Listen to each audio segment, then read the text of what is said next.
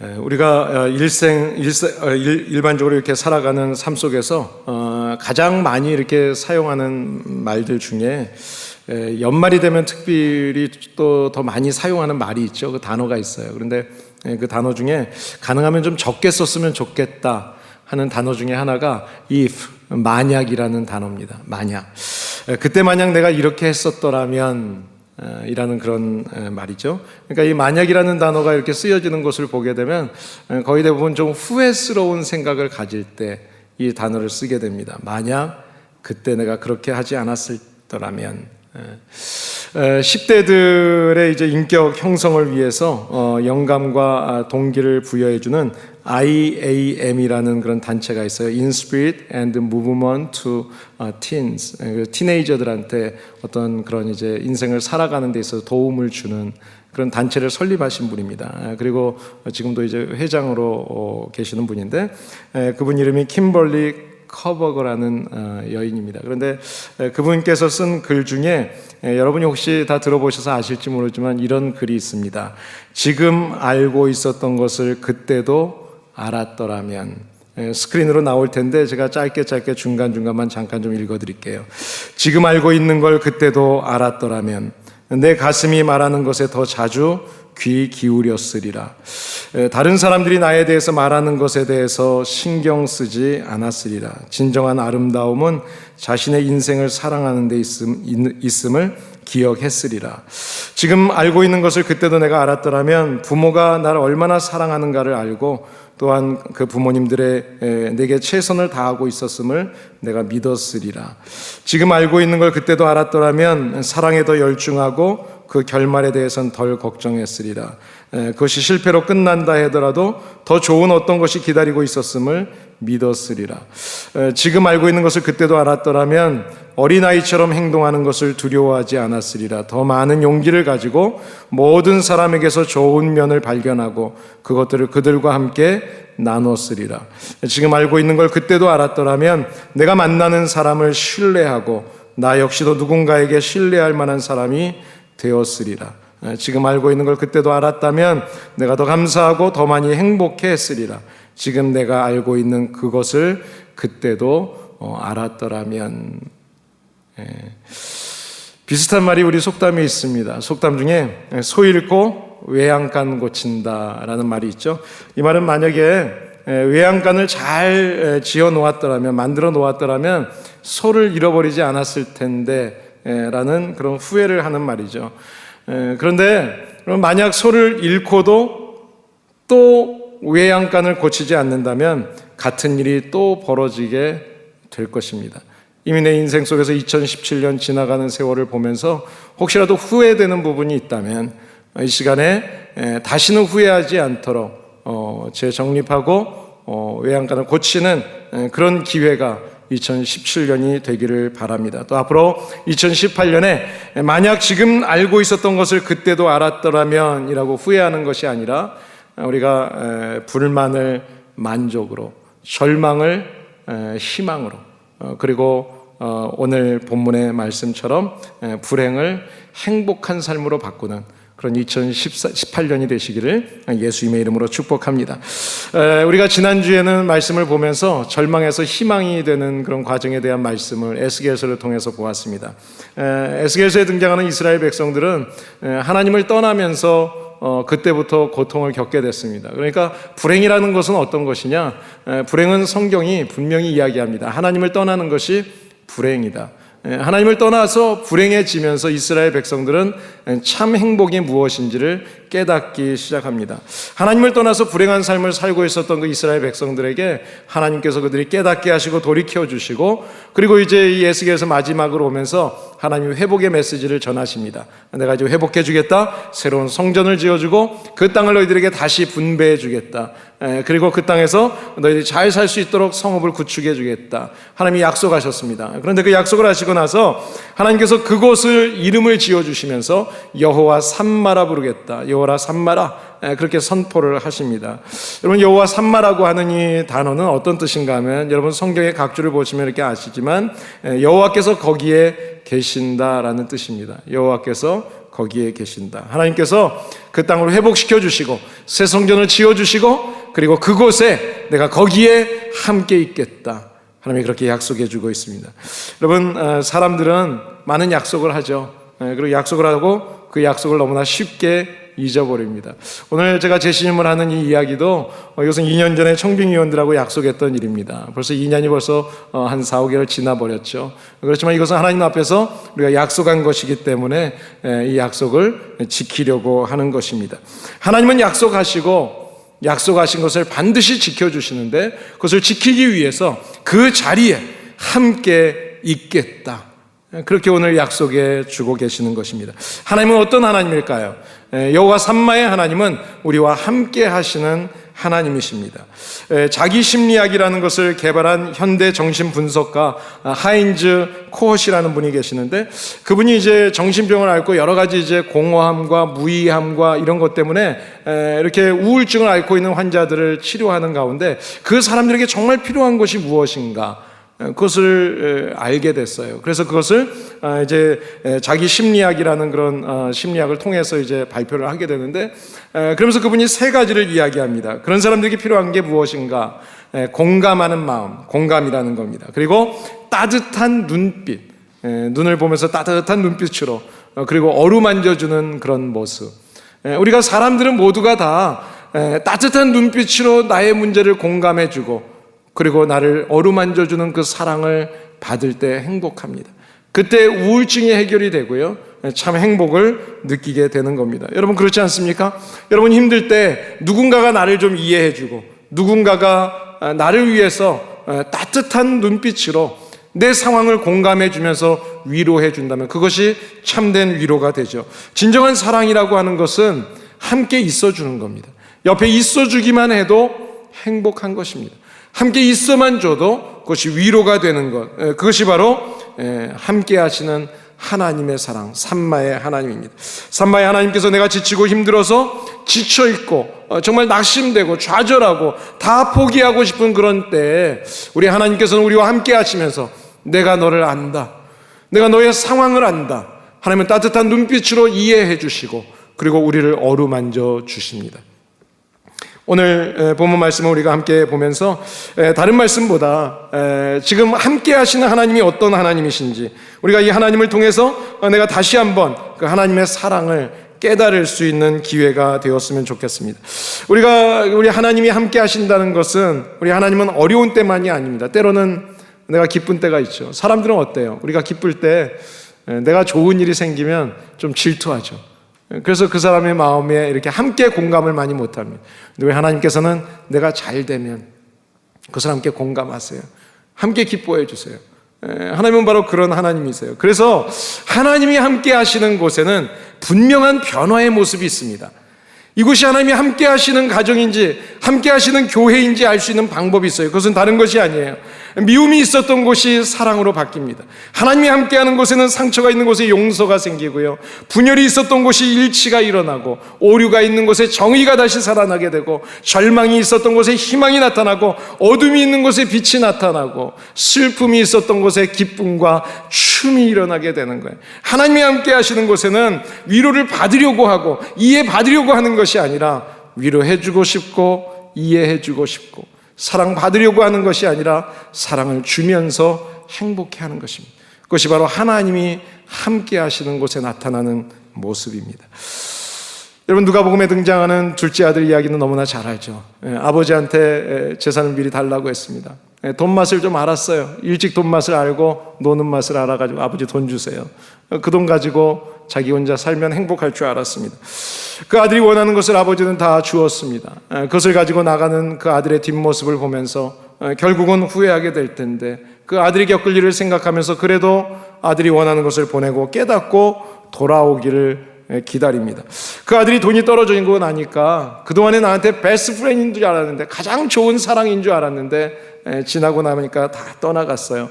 진짜 사랑과 가짜 사랑을 이제 알게 됐습니다. 가짜 사랑의 참담한 결과를 경험하고 이제 아버지 품이 생각납니다. 아버지 품이 아버지 안에 있을 때 아버지의 사랑이 진짜 사랑이구나. 그리고 이제 아버지에게도 돌아옵니다. 아버지에게 돌아오는데 아버지를 만나는 그 장소는 어디였는가 하면 아버지와 헤어졌던 그 장소였습니다. 아버지는 그 아들이 돌아오기를 기다리고 있었습니다. 그 자리에서, 아들이 떠났던 그 자리에서 기다리고 있었어요. 그리고 그 아버지가 계시는 곳으로 돌아왔을 때 이 아들은 참 행복이 무엇인지를 깨달았습니다. 그리고 불행했던 인생이 다시 행복한 인생으로 아버지의 품 안에서 회복되게 됩니다. 요한복음 10장 7절에서 9절 말씀을 보시면 우리 예수님께서는 자신에 대해서 이야기하면서 이렇게 이야기합니다. 하나님의 임재 안에 들어갈 수 있는 가장 유일한 방법, 하나밖에 없는 방법이 있다. 그것은 나를 통해서만 가능하다. 유일한 문은 나다. 그렇게 말씀하세요. 하나님하고 함께 있을 때 우리가 참된 평화를 누린다면 그 길은 예수 그리스도밖에 없어요. 예수님은 요한복음 14장에서 이렇게 말씀합니다. 내가 곧 길이요 진리요 생명이니 나로 말미암지 않고는 아무도 아버지께로 갈 수가 없다. 주님은 마태복음 18장에서 이렇게 이야기합니다. 두세 사람이 예수 그리스도의 이름으로 모여 있으면 그곳에 내가 함께 하겠다. 우리 하나님처럼 우리 예수님은 주님의 이름으로 모여 있는 곳에 함께 하시겠다고 말씀하세요. 아버지가 계시는 곳, 주님의 이름으로 함께 모여 있는 곳, 그곳이 바로 성전이고 교회입니다. 우리가 지금 예수 그리스도의 이름으로 모여서 예배드리고 있는 이 장소가 바로 성전이고 하나님이 계시는 교회예요. 이곳에서 우리가 하나님을 만나는 겁니다. 예수 그리스도의 이름으로 모여서 우리가 가정에서 예배를 드리고 있다면 그 가정이 주님의 교회이고 성전입니다. 우리가 직장에서 주님의 이름으로 모여서 예배를 드리고 주님의 뜻대로 살고 있다면 그곳이 바로 그 직장이 성전입니다. 교회, 이 성전이라고 하는 것은 건물이 아니에요. 성전이라고 하는 것은 교리가 아닙니다. 조직이 아닙니다. 아무리 조직이 잘 돼 있어도 그곳에 하나님의 사랑이 없으면, 하나님이 함께 하시지 않으면 그것은 교회가 아닙니다. 예수 그리스도를 구주로 고백하는 사람들, 그 사람들이 함께 모여서 결단을 하고 하나님 앞에 예배드리는 그 모임이 교회입니다. 그래서 기독교인들에게는 이스라엘을 성지라고 이야기하지 않습니다. 성지순례라고 해서 많이 여행을 가지만 그것은 그냥 여행을 가는 것이지 사실은 그곳에 가서 주님을 만나는 게 아니에요. 기독교인들에게 성지는 내 마음입니다. 내 안에 계시는 그 주님과 함께하는 내 삶 속에서의 삶의 모습, 이것이 바로 성전이에요.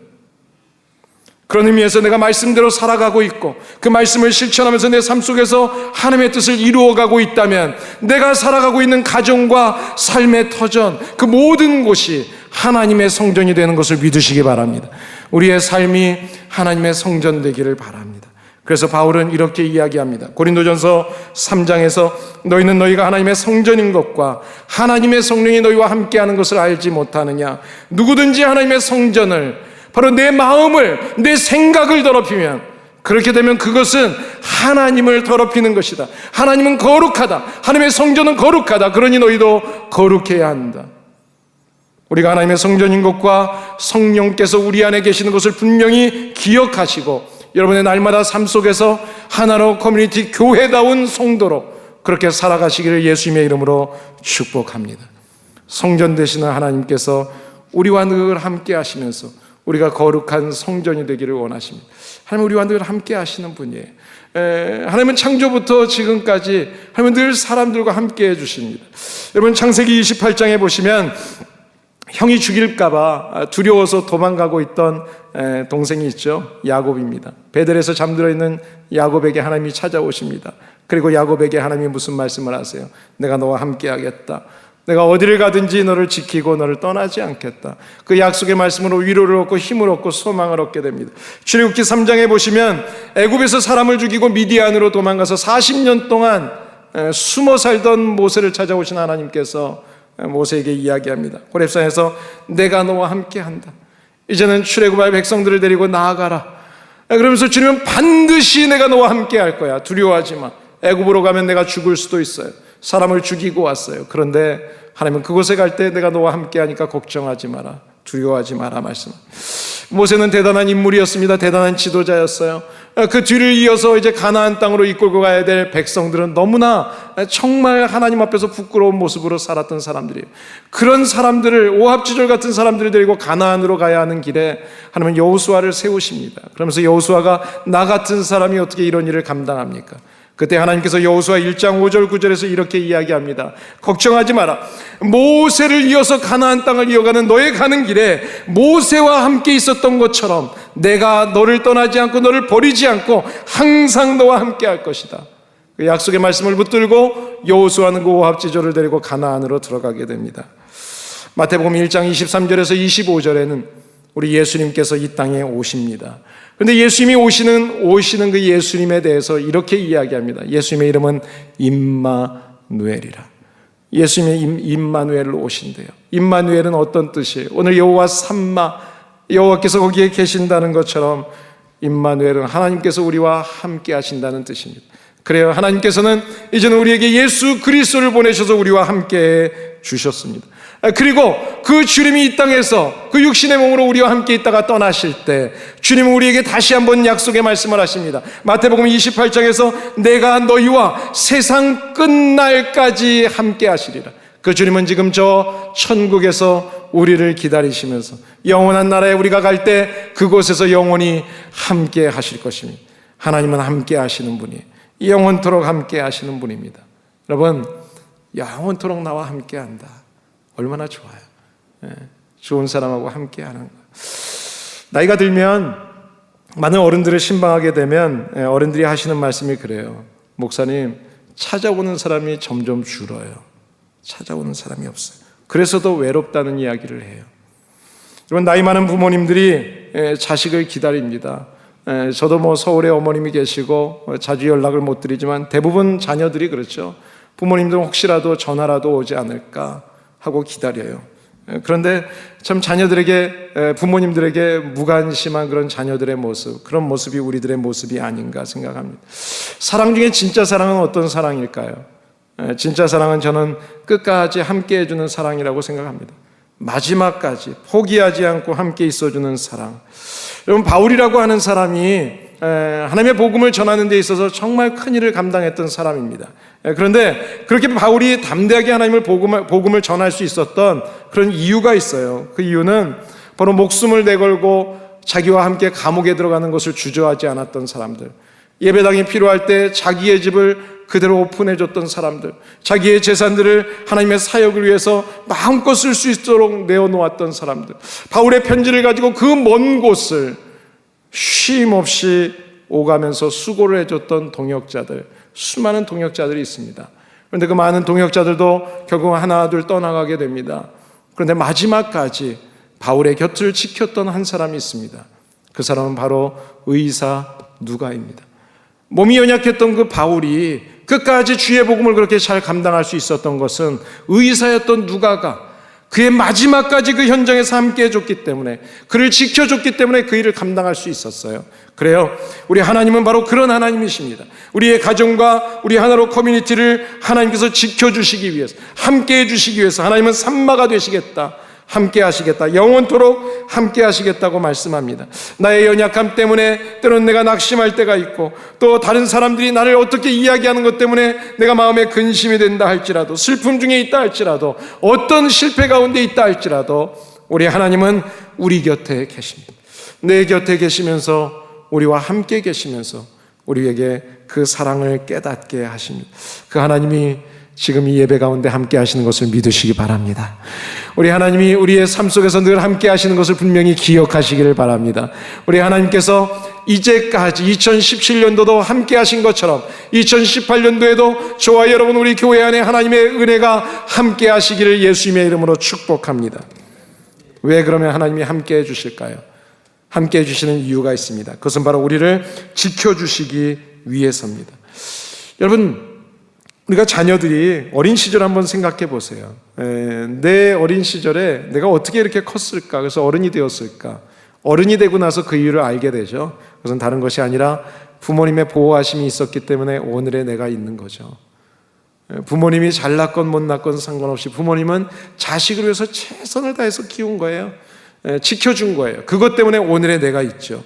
창세기 20장에 보시면 하나님께서 아브라함을 지켜주시는 모습을 보게 되는데요, 그랄에 내려갔습니다. 그랄 왕 아비멜렉이 그 아내 사라를 탐냈습니다. 그래서 동침을 하려고 그래요. 그런데 창세기 20장 3절에 보시게 되면 밤에 이 아비멜렉에게 하나님께서 나타나십니다. 그리고 말씀하십니다. 지금 내가 취하려고 하는 그 여인은 남편이 있다. 네가 손대면 너는 죽게 될 것이다. 그러나 너를 돌려보내면 살 것이다. 하나님께서 경고하세요. 그 이야기를 듣고 보내주게 됩니다. 그래서 사라가 살고 아브라함도 살게 돼요. 사실은 25년 전에 똑같은 상황이 애굽에서 바로왕 앞에서 있었습니다. 그런데 똑같은 실수를 또 했어요. 스스로 위기를 자초했어요. 그런데도 불구하고 하나님께서 그 위기의 상황에 그곳에 함께 계시면서 그 아브라함과 그의 아내를 지켜주셨습니다. 여러분, 우리가 2017년도에 12월 달이 되었습니다. 이 12월에 오늘도 우리가 생명을 갖고 건강을 갖고 믿음으로 오늘 이 예배 자리에 있을 수 있다는 것, 이것은 바로 하나님의 보호가 있었기 때문입니다. 나는 때로 낙심하고, 나는 때로 좌절하고 포기하고 싶고 넘어지려고 할 때 그때 하나님께서 우리를 지켜주셨기 때문에 오늘이 있어요. 여러분, 사단은요, 우리를 넘어뜨리기 위해서 수시로 우리를 공격하죠. 여러 가지 방법으로 우리를 공격합니다. 여러분, 낚시해 보셨어요? 낚시할 때 어떻습니까? 낚시를 할 때는, 낚시를 하면 그냥 던지는 게 아니라 낚싯대 끝에 꼭 미끼를 달죠. 그래서 낚싯대를 던지게 됩니다. 그러면 그 미끼가 걸려있는 것을 보고 물고기가 다니면서 그것을 이렇게 건드려요. 건드린다는 것은 입질을 한다고 이야기합니다. 입질을 해보고 이게 진짜 먹인가 아닌가 체크하는 거죠. 그런데 그것을 잘못 판단하면 그것이 먹이인 줄 알고 잡았다가 잡혀서 죽게 되는 거죠. 사단은 처음에는 우리를 이렇게 유혹할 때 미끼로 유혹합니다. 세상 것이 좋은 것처럼 유혹해요. 이거 재미있다, 한번 해볼 만하다. 온갖 수단 방법으로 우리를 유혹을 합니다. 여러분, 사기꾼들이 사기칠 때 어때요? 우리 현혹시키잖아요. 유혹해요. 금방 돈 벌 수 있는 것처럼 이야기해죠. 우리 편인 것처럼 이야기해요. 내 편처럼 이야기해요. 사단이 그렇습니다. 내 편인 것 같아요. 그런데 여러분, 속지 말아야 합니다. 사단은 절대로 우리의 편이 아니에요. 우리가 적군과 아군을 구별하지 못하면 패배할 수밖에 없어요. 우리를 도와주시고 우리를 지켜주실 수 있는 유일한 분은 하나님 한 분밖에 없습니다. 이것을 믿으시기를 바랍니다. 우리와 함께 하시면서 우리의 모든 상황 속에서 지켜주시는 하나님, 그 하나님은 시편 121편에 이렇게 이야기합니다. 졸지도 않고 주무시지도 않고 영원토록 우리와 함께 해주시는 하나님. 때로 우리는 졸려요. 잘 수 있어요. 근데 하나님께서는 졸지도 않고 주무시지도 않고 우리의 교회와 우리의 가정과 우리의 삶을 지켜주시는 하나님입니다. 그 하나님을 분명히 믿고 믿음으로 삼마 되시는, 지켜주시는 하나님과 동행하는 2017년, 2018년이 되시기를 예수님의 이름으로 축복합니다. 세 번째로 여호와 삼마의 하나님, 그 하나님께서는 우리를 도우시기 위해서 함께 해주십니다. 사람은 혼자 살 수 없습니다. 하나님이 창조하실 때 우리는 같이 살게, 관계 속에서 살게 하셨습니다. 그래서 사람은요, 살면서 많은 관계를 잘 가지면서 살아야 돼요. 첫 번째 관계는 하나님과 올바른 관계를 가져야 됩니다. 하나님과의 올바른 관계, 하나님과 나와의 관계의 시간을 잘 가져야 돼요. 두 번째로는 인간관계죠. 사람과의 관계가 원만해야 됩니다. 그래야 행복한 삶이 될 수 있어요. 여러분, 사람과의 관계를 이렇게 표현할 때 제가 네 가지로 이렇게 표현할 수 있을 것 같아요.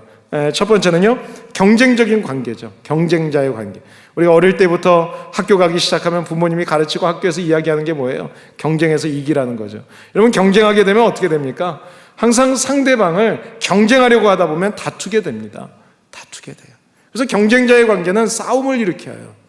또 하나의 관계가 있습니다. 이용하는 관계. 내게 필요한 것을 위해서 다른 사람을 이용하는 사람들이 있죠. 편리한 대로 이용하는 것. 그 이용을 하게 되면 상대방이 상처를 받게 되어 있습니다. 나의 말에, 나의 행동에 상처를 주는 관계죠. 무관심의 관계가 있습니다. 저 사람은 내가 아는 사람인데 별로 관심 안 가져요. 그 사람이 힘들고 어렵든지 상관하지 않아요. 신경 쓰지 않아요. 때로는 가족인데도 그런 사람들도 있어요. 상관없는 관계. 우리 교회 안에서도 새로 오신 분들이 있으면 좀 먼저 관심을 가져줘야 되죠. 무관심이 아니라 관심. 가장 좋은 관계는 어떤 관계일까? 저는 그 관계는 동반자 관계라고 생각합니다. 우리 부부 관계처럼 동반자의 관계. 이 동반자의 관계는 성경에서 동역자라고 이야기합니다. 하나님과 우리와의 동역의 관계, 그리고 사람과 사람과의 동역의 관계, 이 동역자의 관계가 이루어지면 그러면 우리 안에 참된 행복이 있게 됩니다. 시편 118편에 보시게 되면 하나님께서 이런 말씀을 이 시편을 쓴 기자가 이런 이야기를 합니다. 여호와께서 내 편이시다. 제가 너무 좋아하는 성경 말씀이에요. 하나님이 내 편이시면 뭐가 두려워요? 지금 좀 경제적으로 좀 어려워도 하나님이 해결해 주실 거예요. 좀 어려울 때는 절약해서 살면 되죠. 페이먼 좀 줄여야죠. 어떻게든 살 수 있어요. 내가 또 건강이 좀 연약하면 좋은 음식도 먹고 건강을 위해서 열심히 또 운동도 하고 또 치료도 받고 하나님이 해결해 주실 거예요. 하나님이 내 편이신데 좋은 사람들을 만나게 하실 거예요. 하나님이 내 편이시라는 것. 그래요. 마귀는 절대로 내 편이 아닙니다. 마귀는요, 올무를 만들어 놓고 우리를 넘어지도록 유혹해요.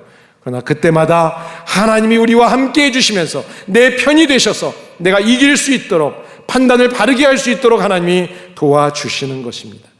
그래서요, 우리 그리스도인들에게 있어서는 실패를 두려워하면 안 돼요. 여러분, 실패하셨어요?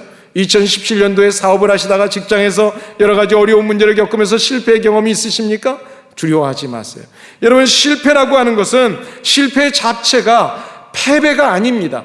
한 번 실패했다고 해서 영원히 끝나는 것이 아니에요. 한 번의 실패라고 하는 것은 영원이 아니라 순간적인 거예요. 순간적인 거예요. 한 번 실패할 수 있어요. 한 번 실패한 것 때문에 이제 또 실패하는 것이 두려워서 아무것도 하지 않고 있다면, 그러면 절대로 실패는 하지 않을 겁니다. 그러나 그것 때문에 아무것도 하지 않는다면 우리에게는 다른 비전도 소망도 성공도 없을 겁니다. 한번 실패했어도 다시 도전할 때 하나님께서 도와주십니다. 하나님께서는 실패한 사람들을 늘 도우시는, 그래서 성공하게 하시는 모습들을 성경에서 보게 되죠. 신약 성경에서 가장 실패했던 사람의 대표적인 사람이 베드로죠. 예수님의 제자였습니다. 실패했습니다. 그 실패한 베드로를 주님이 찾아와서, 그래도 이름 있는 어부였는데 물고기를 한 마리도 못 잡았어요. 근데 주님이 오셔서 물고기를 잡게 하십니다. 그물망이 찢어지도록 배에 그냥 차고 넘치도록 채워주세요. 하나님은 다시 성공하게 해주시는 분이에요. 그래, 나의 곁에 계시는 그 하나님께서는 실패한 나를 그대로 두시는 것이 아니라 주님을 향해서 주님을 찾고 주님 앞에 도움을 구할 때 다시 한번 은혜를 베풀어 주시는 하나님, 우리에게 넉넉하게 채워주시는 하나님, 때로는 내 앞에 장애물이 있을 때 그 장애물을 치워주시는 하나님, 홍해가 있을 때 홍해를 갈라주시고 요단강을 갈라주셔서 하나님이 약속하신 그 땅으로 가게 해주시는 그 하나님, 그 하나님을 믿으시고 2018년도에 정말 하나님의 말씀대로 요단강에 우리가 법궤를 들고 들어서라고 한 것처럼 우리 모두가 들어가서 하나님의 뜻을 이룰 수 있는 그런 성도들이 되시기를 예수님의 이름으로 축복합니다. 마지막으로 우리와 함께 하시는 삼마의 하나님은 우리를 축복의 길로 인도하시기 위해서 우리와 함께 계십니다. 여러분, 우리가 모르는 길을 가려면 어떻게 해야 되죠? 길을 잘 아는 사람한테 물어봐야, 그래야 우리가 그 길을 찾아갈 수 있죠. 미국에 유학을 와서 제가 처음에 친구 집에서 한 달 반 동안 정말 큰 신세를 졌어요. 큰 사랑을 받았어요. 그때 미국 생활을 할 수 있도록 여러 가지 저의 행정적인 일을 도와주면서, 미국에서도 이제 캘리포니아에서 운전을 해야 되니까 운전하고 다닐 때 이런 걸 다 도와주면서, 그때 저한테 이제 한 가지 책을 하나 사줬어요. 지도였습니다. 미국 전국이 있는 그 지도책. 그리고 이 지도를 이렇게 누가 주소를 주면 이렇게 보는 방법을 가르쳐 주고, 그렇게 해서 그 길을 이제 어떻게 가야 되는지. 그래서 어디를 가려고 하면 그 친구가 가르쳤던 대로 이제 주소를 받고, 그리고 이제 그 목적지까지의 그 맵을 찾아서 이제 씁니다. 펜으로 써서 메모지에 적어 놓고, 이제 어디를 갈 때 와이프가 옆에서 두 눈을 부릅뜨고 있으면 이제 그 책하고 메모지를 주고, 길을 잃어버리지 않도록, 그리고 표지판을 잘 보도록, 그러면서 이제 미국 생활을 시작을 했어요. 요즘에는 내비게이션이 생겨서 내비가 너무 잘 도와주죠. 그래서 요즘에는 어디 가려고 하면 제가 주소 딱 찍어 놓고 차에다 다 걸어주고, 여보 알아서 가. 그리고 가끔 제가 요새는 제가 잡니다. 그래, 어쨌든 우리가 길을 안내를 받으려면 내비의 도움을 받든지 길을 잘 아는 분의 도움을 받아야 되죠. 우리의 인생길, 내일 일을 알 수 없는 우리의 인생길에서 우리가 앞길을 인도받기 위해서는 바로 하나님의 도움을 받아야 됩니다. 하나님의 인도하심을 받지 않고는 내일의 길을 우리가 알 수 없어요. 바른 길을 가는 길, 그것은 주님만이 하시는 길입니다. 주님이 그것을 가르쳐주기 위해서 때로는 우리에게 환경 가운데 함께 하시면서 그 환경을 통해서 주님의 바른 길을 따라가도록 가르치십니다. 때로는 우리와 함께 하시면서 우리가 말씀을 묵상할 때, 말씀을 듣고 또 말씀을 이해할 때 하나님의 뜻을 가르쳐 주십니다. 그리고 우리에게 때로는 어려운 환경 속에서 기도할 때 그 기도 가운데 하나님의 뜻이 무엇인지 바른 길을 인도해 주십니다. 그 하나님의 인도를 받으면 그 결과는 보지 않아도 알는 길이죠. 저와 여러분들이 행복한 길, 축복된 길로 인도해 주시는 겁니다. 여러분, 불행이라고 하는 것은 이스라엘 백성들을 봐서 우리가 아는 것처럼 하나님을 떠나는 것이 바로 불행의 시작입니다. 그리고 돌아오지 않으면 불행으로 끝이 나는 겁니다. 그러나 행복이라고 하는 것은 주님과 함께 할 때 진정한 행복을 누리게 됩니다. 왜냐하면 우리의 모든 형편을 아시는 하나님께서 우리와 함께 하시면서 우리를 지켜주시고 도와주시고 우리의 앞길을 인도해 주시기 때문에 그렇습니다. 사랑하는 여러분, 오늘 이 시간에 우리와 함께 하시면서 우리에게 참 사랑을 베풀어 주시는 그 하나님을 분명히 잊지 마시고 떠나지 마시기 바랍니다. 그 하나님이 우리와 함께 하시는 것을 분명히 기억하는 사람이라면 그런 사람들은요, 감사의 모습이 있어요. 기쁨의 모습이 있어요. 제가 내년에는 많이 웃으려고 그래요. 요즘에 제가 많이 웃는 거 아세요? 예전엔 제가 많이 울었는데 요즘은 좀 많이 웃으려고 그래요. 그래서 제가 제 설교 이제 영상으로 제가 다시 이렇게 보면서 옛날 모습 보면서 정말 많이 안 웃었구나. 제가 웃어야 여러분들도 저를 보면서 웃음이 나올 것 같아서 우리 많이 웃자고요. 내년에는 정말 행복하자고요. 주님이 우리와 함께 하시는데 무엇이 두렵습니까? 무엇을 걱정하겠어요? 기뻐하고 감사하고. 여러분, 감사하는 사람들하고 함께 하세요. 불평하고 원망하는 사람하고 같이 하지 마세요. 여러분, 불평이나 원망이라고 하는 것은 전염이 돼요. 여러분, 감기 환자 옆에 있으면 무슨 병이 걸리죠? 감기가 걸리죠. 감기 걸려요. 우리가 원망하는 사람하고 함께 하지 말고 감사하는 사람, 내가 감사하는 사람이 되죠. 축복해 주는 사람이 되죠. 그래야 항상 내 곁에 계시면서 불만을 만족으로, 그리고 절망을 희망으로, 불행을 행복으로 바꾸어 주시는 그 하나님이 나와 함께 해주신다면 그 산마의 하나님, 2017년도에도 함께 해주신 그 하나님 앞에 감사하면서 2018년 하나님, 저도 주님을 떠나지 않겠습니다. 우리 교회도 주님의 뜻을 떠나지 않겠습니다. 주님 뜻을 위해서 저희들이 묵묵히 최선을 다해서 헌신하겠습니다. 하나님 앞에 결단하는 가운데 우리 하나로 커뮤니티 교회가 이 교회와 우리의 가정을 통해서 온 세상에 그리스도의 빛을 발하는 복된 교회 성도 되시기를 예수님의 이름으로 축복합니다. 기도하겠습니다. 하나님 아버지, 감사합니다. 오늘 저희들을 주님 전으로 인도하여 주시고 오늘 이 아침에 주님을 바라보며 여호와 삼마 되시는 하나님, 그 하나님의 뜻을 깨닫고 우리와 함께 하시는 하나님께서 우리를 지켜주시고 도와주시고 우리를 버리지 않고 우리의 가는 길을 인도해 주신다는 것을 다시 한번 확인하게 하여 주셨사오니 감사합니다. 하나님을 떠남으로 불행한 인생을 사는 것이 아니라 하나님과 늘 동행함으로 주님과 함께 어떤 상황 속에서도 기뻐하고 감사하는 그런 하나님의 자녀들, 진정한 행복을 누리는, 참된 행복을 누리는 성도들 될 수 있도록 우리 하나로 커뮤니티 교회 우리 모든 성도들에게 삼마의 하나님 잊지 않고 기억하게 하여 주시옵소서. 그 주님과 동행하겠습니다. 예수님의 이름으로 기도합니다. 아멘.